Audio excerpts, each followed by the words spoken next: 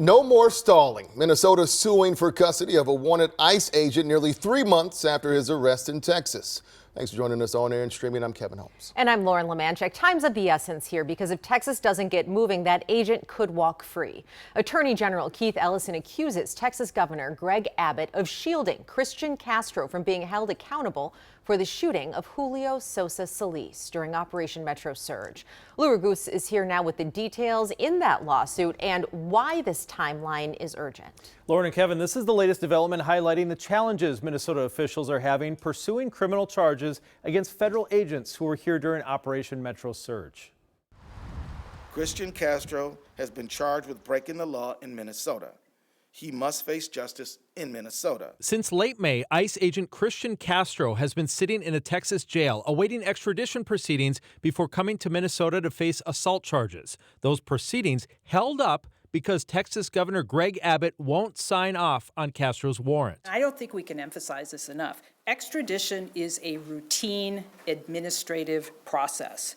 It isn't about politics, it is the law. Minnesota Attorney General Keith Ellison is suing Abbott, asking a judge to enforce extradition law. Hennepin County Attorney Mary Moriarty charged Castro in the shooting of Julio Sosa Solis during Operation Metro Surge. Evidence shows Castro shot through a door, but Castro claimed he fired while being attacked with a snow shovel and broom, something surveillance video contradicted and even the feds said appeared to be a lie. The lawsuit says Castro wants to buy a house in Mexico with his girlfriend when he's released, and if a judge doesn't act, he could be released in 8 days. Moriarty and Ellison say Abbott's office indicated he has no intention of signing the warrant. The conversation was somewhat vague on the part of the staff of Governor Abbott, but it was made clear that he does not intend to honor this request and that he seems to consider it discretionary. Hours later, Governor Abbott responded with this. I don't trust Tim Walz on anything,